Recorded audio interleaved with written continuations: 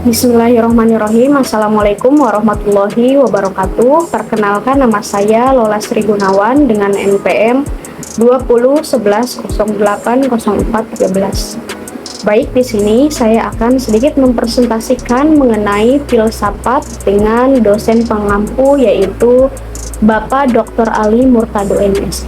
Baik, di sini saya akan mempresentasikan salah satu materi yang ada di bab buku yang sudah saya ulas sebelumnya, di mana saya mengambil ulasan mengenai sejarah filsafat.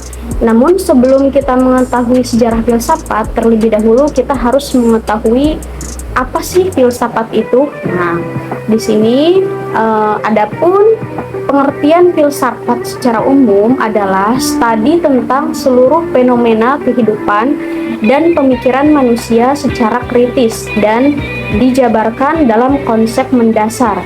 Filsafat tidak dialami dengan melakukan eksperimen dan percobaan, tetapi dengan mengutarakan masalah secara persis, mencari solusi untuk itu, memberikan argumentasi dan alasan yang tepat untuk solusi tertentu. Nah, mungkin itu ya pengertian filsafat secara umum.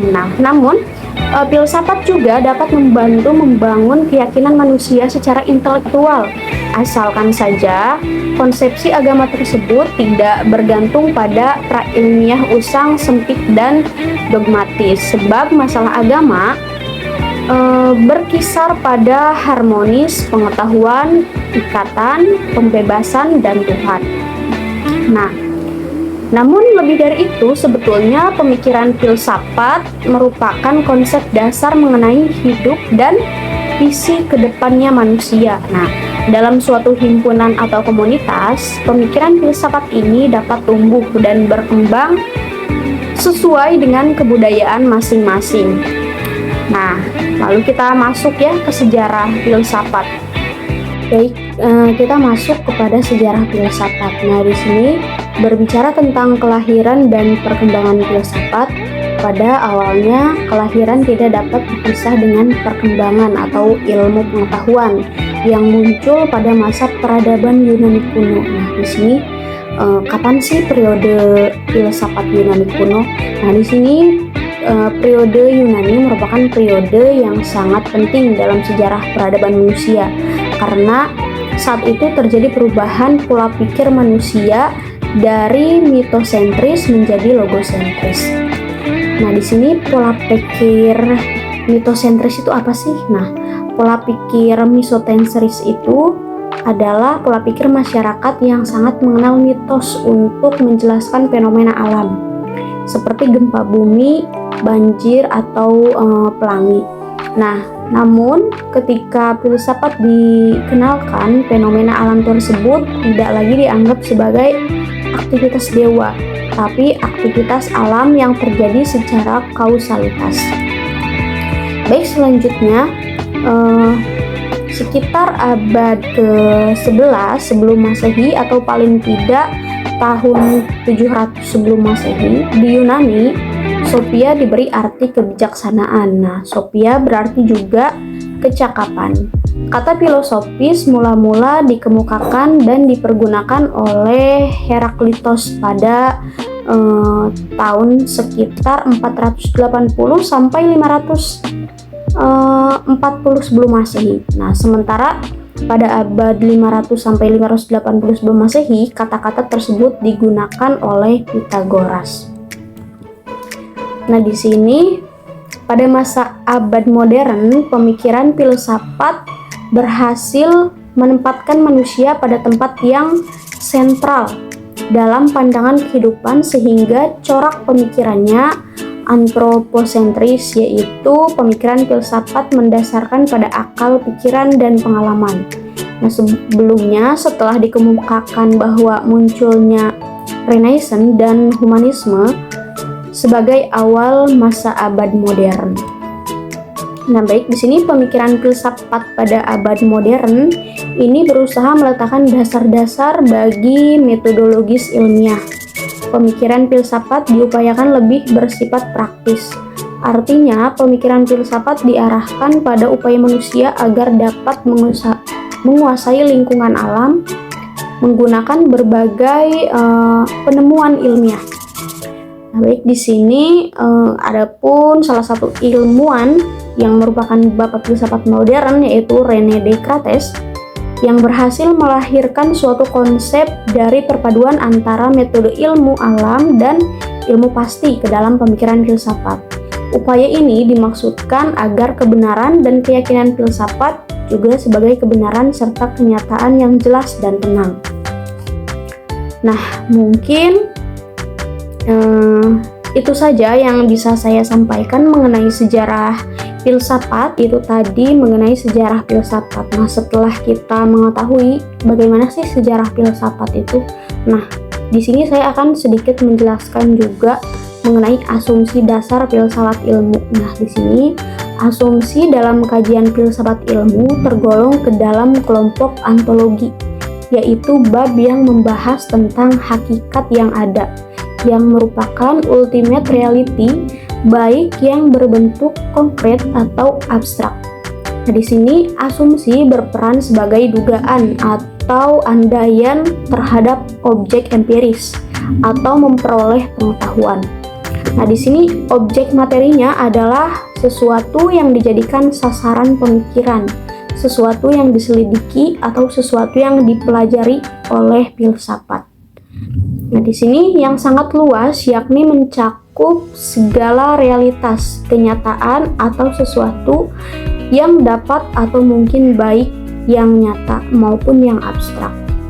Nah, filsafat dan ilmu pengetahuan ini adalah dua bidang kajian yang saling berkaitan dan saling melengkapi. Filsafat merupakan induk dari ilmu pengetahuan. Nah, kenapa sih filsafat merupakan induknya dari ilmu pengetahuan dan pemikiran? Sesuatu yang diselidiki atau sesuatu yang dipelajari oleh filsafat. Nah, di sini yang sangat luas yakni mencakup segala realitas, kenyataan atau sesuatu yang dapat atau mungkin baik yang nyata maupun yang abstrak. Nah, filsafat dan ilmu pengetahuan ini adalah dua bidang kajian yang saling berkaitan dan saling melengkapi. Filsafat merupakan induk dari ilmu pengetahuan. Nah, kenapa sih filsafat merupakan induknya dari ilmu pengetahuan? Nah, karena filsafatlah yang memberikan landasan bagi perkembangan ilmu pengetahuan. Ilmu pengetahuan merupakan hasil dari penerapan metode berpikir filsafat. Nah, jadi itu ya alasan kenapa sih filsafat itu merupakan induknya atau mungkin orang tuanya dari para ilmu. Nah, karena filsafatlah yang memberikan landasan bagi perkembangan ilmu pengetahuan. Nah, jadi setelah kita mengetahui mengenai sejarah filsafat, kita juga mengetahui alasan kenapa filsafat ini sangat penting gitu untuk ilmu-ilmu yang lain. Nah, semoga setelah saya menjelaskan mengenai filsafat, mulai dari tadi apa sih pengertian filsafat, sejarah filsafat maupun alasan filsafat itu sangat penting. Pemikiran, sesuatu yang diselidiki atau sesuatu yang dipelajari oleh filsafat. Nah, di sini yang sangat luas yakni mencakup segala realitas, kenyataan atau sesuatu yang dapat atau mungkin baik yang nyata maupun yang abstrak. Nah, filsafat dan ilmu pengetahuan ini adalah dua bidang kajian yang saling berkaitan dan saling melengkapi. Filsafat merupakan induk dari ilmu pengetahuan. Nah, kenapa sih filsafat merupakan induknya dari ilmu pengetahuan? Nah, karena filsafatlah yang memberikan landasan bagi perkembangan ilmu pengetahuan. Ilmu pengetahuan merupakan hasil dari penerapan metode berpikir filsafat. Nah, jadi itu ya alasan kenapa sih filsafat itu merupakan induknya atau mungkin orang tuanya dari para ilmu. Nah, karena filsafatlah yang memberikan landasan bagi perkembangan ilmu pengetahuan. Nah, jadi setelah kita mengetahui mengenai sejarah filsafat, kita juga mengetahui alasan kenapa filsafat ini sangat penting gitu, untuk ilmu-ilmu yang lain. Nah, semoga setelah saya menjelaskan mengenai filsafat, mulai dari tadi apa sih pengertian filsafat, sejarah filsafat, maupun alasan filsafat itu sangat penting. Nah, semoga video yang sudah saya sampaikan dapat bermanfaat bagi siapa saja yang menonton video ini. Begitupun semoga materi yang sudah saya sampaikan ini bisa bermanfaat bagi saya sendiri.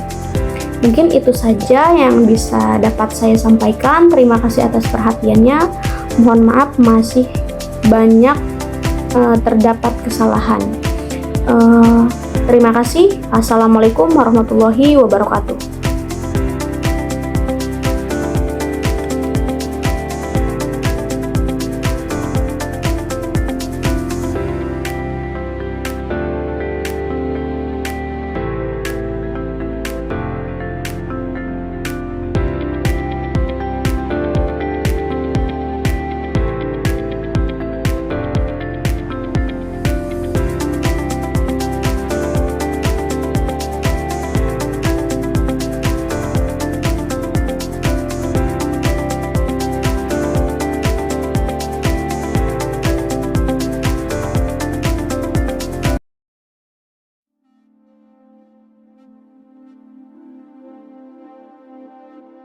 Salt air and the rust on your door.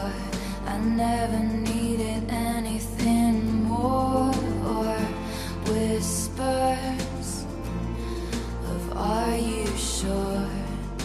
Never have I ever before, but I can see us lost in the memory. I get slipped away into a moment in time, 'cause it was never mine. And I can see us twisted in bedsheets, all get slipped away like a bottle of wine, 'cause you were never mine. You're back beneath the sun, wishing I could write my name on it. Will you call when you're back at school?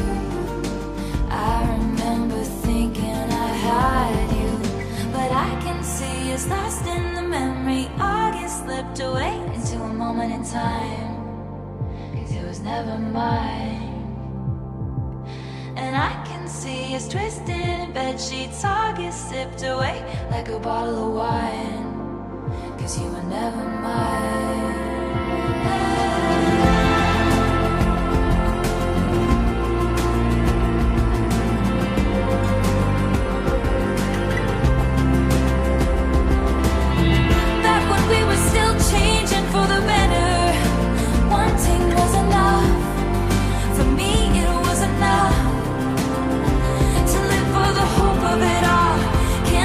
Just in case you call and say meet me behind the mall.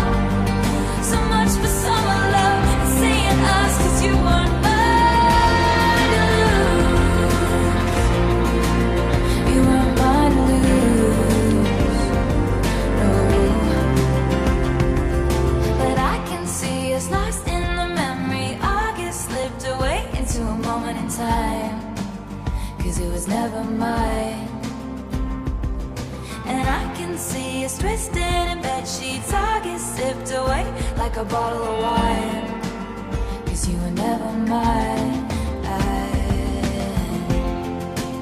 'Cause you were never mine.